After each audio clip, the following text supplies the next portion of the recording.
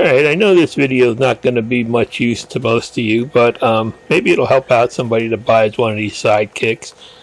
And I put a winch on the front of this and the windshield on the front of it, and at that time Kubota said you have to change your front springs out just for the weight of those two things. So I'm going to be changing them out now, and you can see I did add a little dash camera in there for backing up. That allows me to see stuff in the woods because I'm having a hard time seeing down over that tailgate. And a couple other little mods I did here. Threw a gun rack up in there, and that, you know, worked out pretty nice. Just bolted to that screen there, and I'm going to put a plow on it, so I did throw a strobe on the back of it for when I'm out there plowing in the winter. And, you know, just a couple little mods I've been doing to it, but I got everything all wired in just about. I've got a little bit of that to finish up now. But I figured I'd do a video about changing out these struts in the front. Originally, when I bought the windshield, they sold me replacement springs that were supposed to fit my strut. Well, I took the struts out and apart, and only to find out that the springs didn't fit. Kubota had their catalog all messed up, and the only way to get the heavy-duty struts is replace the whole thing. So here today I'm going to do this. I started by pulling that thingy off the hood and opening it up there so I could work under it without getting my head hit. And then you have to go back, and there are 3 plastic shields in there. For some reason they hid the bolts for the top strut bolts under these shields. I don't know why they did it, and this is what you waste most of your time doing. About a dozen screws you have to get in there and remove. And you know, it's pretty easy to get at them, but it's just it's kind of a pain once you do get them out and you have to get the covers out. And I do find out when you're in tight spots like this stuff, sometimes those little thumb ratchets really can help speed things up. But I got all the bolts out, and that top cover there, that's kind of like a radiator shield to keep, in case a fan kicks in, to keep the air flowing through there. That comes out pretty easy, but then the other ones get tough. That one on the left there has that air tube, that breather tube for the engine, kind of locked into it, and you have to figure out how to pop that out and get it around all the brake lines and stuff. So that one's kind of like a jigsaw puzzle to get out. And you can see I wound up having to bend it and twist it and bend that other air hose thing there. So I don't know why they didn't make it easy to pop right out, but maybe I'm doing something wrong. Then you have to pull that little reservoir there for the radiator. And there's one more bolt under there for the cover for the right side there. And then a couple down in the back there behind the master cylinder. So you can see most of this job does, you know, most of the time spent is just removing covers and stuff to get at the bolts. And again, they don't come out easy. There's only one way that they fit in and out without, you know, doing a lot of bending of brake lines and stuff like that. So if you fiddle long enough, they will eventually pop out. And it's pouring outside again, so this is a good job to do today. Once those covers are out there, you can see the strut bolts are easy to access and get at. There's a pin that's held in by a bolt on both sides. So, you know, the hard part is getting the covers off. The easy part is changing the struts out. So you just have to remove the bolt from that, locking that cross pin in place. And this does have Loctite on it, so they do give you new bolts with the struts. And then I figured I'm going to jack this up and get it on some jack stands. You can hear my Harbor Freight jacks developed a creak. For some reason it's getting kind of noisy as it gets old, but we all do so. So I'm just going to jack it up here and then throw a couple of jack stands under it just to hold it, just to be safe. You know, you don't want to work with just a jack under a vehicle. And this thing actually, probably it's close to 2,300 pounds now with all the junk I've added on it. So, and one thing I wanted to show you, about a year and a half ago or so, I bought a set of these flip sockets from Amazon, and they're pretty cool. You can handle any size lug nut with them. One set, they all flip and have different sizes on both sides. And pretty much I haven't found a lug nut that won't fit.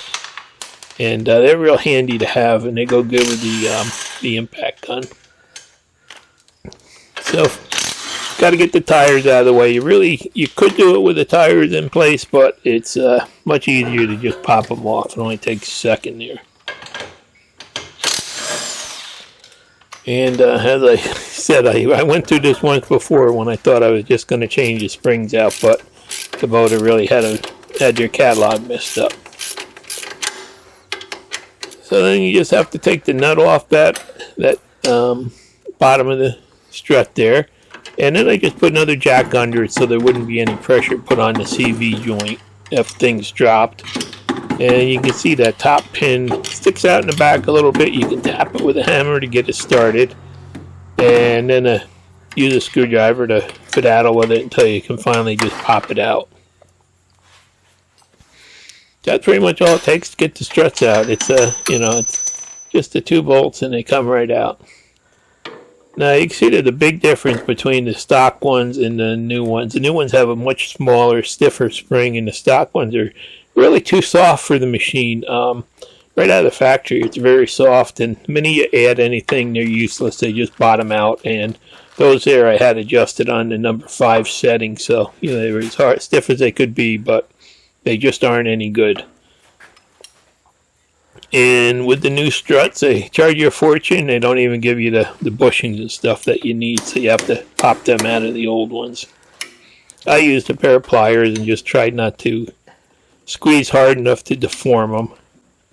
And they did come out fairly easy. And, well, they're brand new anyway, so they should. And then I just took a little soft blow hammer there and just made sure that they were in tight so that the thing would fit back in place easy. And the same thing with the other side. This one's got a little metal bushing you take out first, and then these 2 liners actually pop right out. Thought I could pop it out with a socket, but it was too big, so I'll just continue on with the pliers. And as I said before, I plan on putting a one of those KFI plows on here like I put on my little Kubota last year. That was actually meant for this machine, but so this year I'm going to just buy one of the mounts and make it so I can swap it around. And you definitely need these front springs done. Too bad they don't just sell it with that option. It's like you got to buy them extra and have them swapped out. Because those stock ones are basically useless if you're not going to work, or if you're going to work it, or do anything heavy with it. So I put them back in. I just wiggled that top of the strut bushing into place till I could get the hole lined up and get the pin started. And give it a little tap to get that pin through. Then you just twist it and put that bolt back in. And you can see the new bolt does have Loctite on it. So you want to make sure you replace the bolt. And then just tighten it up to the torque that they tell you.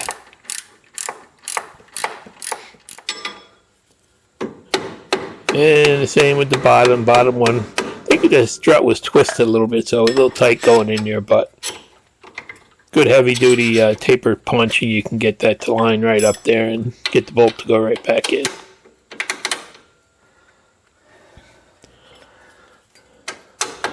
So in the end, by the time I got done, this actually, I'd say it took me about an hour and a half, hour and 15 minutes to get them swapped out.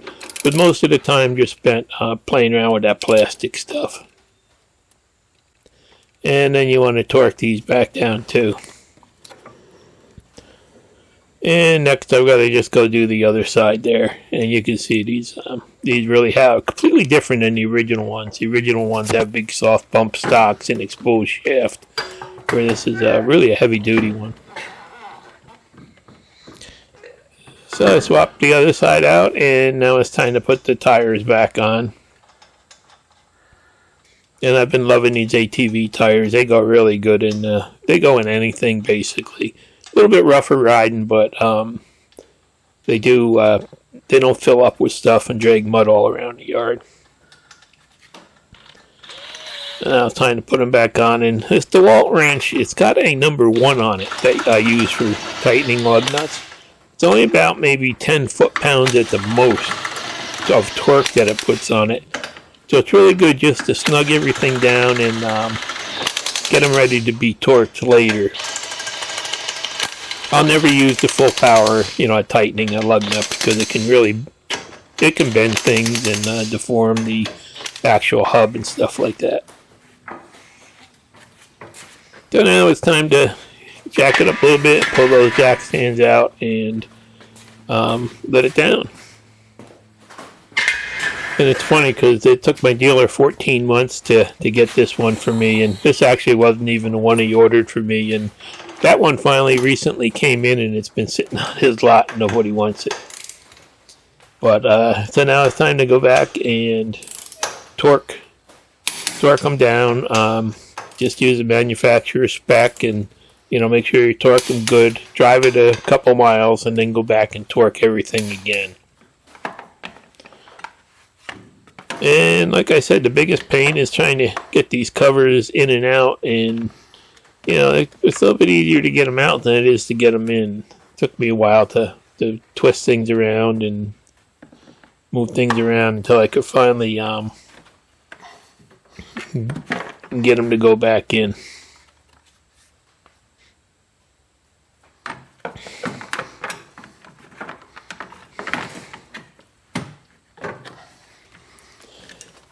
And that one I actually had twisted around, so I didn't pay a lot of attention, but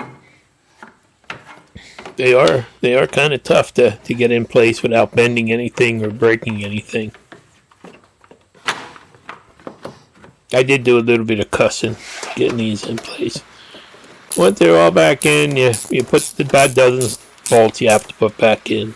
And I have no idea why they didn't just put little openings to get at that bolt for the strut, but that's the way they made it. Pop that radiator tank back on, it just slides in place, and that's it, we're done. And you can see they just control the airflow to the radiator.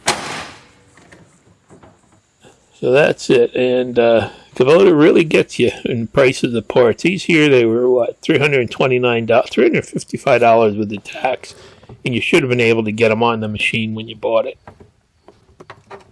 Oh yeah, there's my $6 windshield wiper I put on there. It's a hand one, but it actually works. And again, I got that backup camera wired in there now.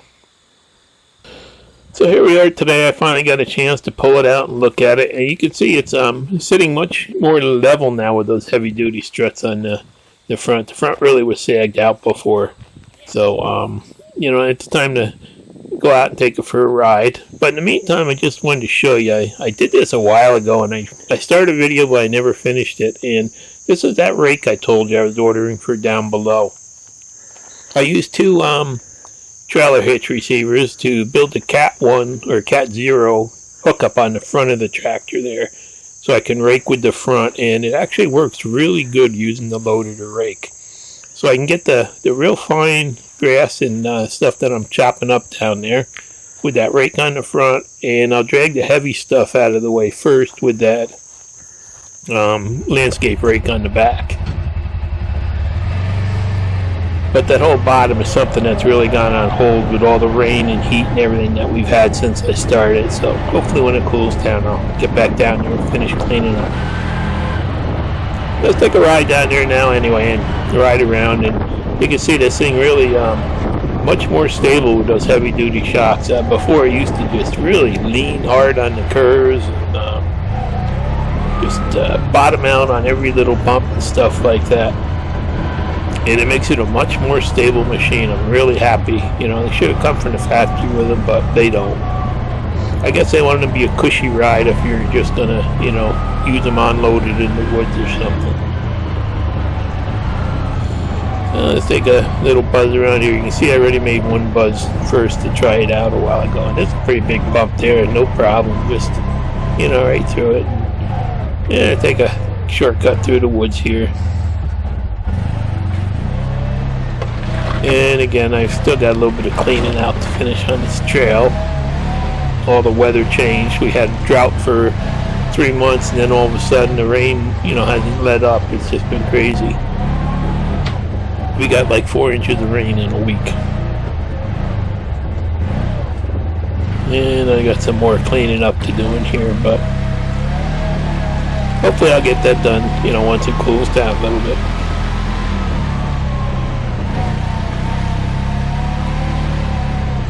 Luckily, there haven't been many mosquitoes this year. I can't believe it. Usually it's loaded down here with mosquitoes. So at this point, I'm going to say those struts really did make a big difference, and they really should, I think, ship them from the factory with them, because it makes the machine much more stable, and it just feels better. It feels more like a truck-like ride than a Cadillac ride. Ooh, that's a big bump there. That thing would bottom out really bad, even about 2 miles an hour before. And, we took that bump no problem now. So I'm going to say it really was worth the investment. So hopefully this will help give somebody an idea of what they're in for when they, if they buy one of these and they want to change the struts out. Thanks for watching. Please subscribe.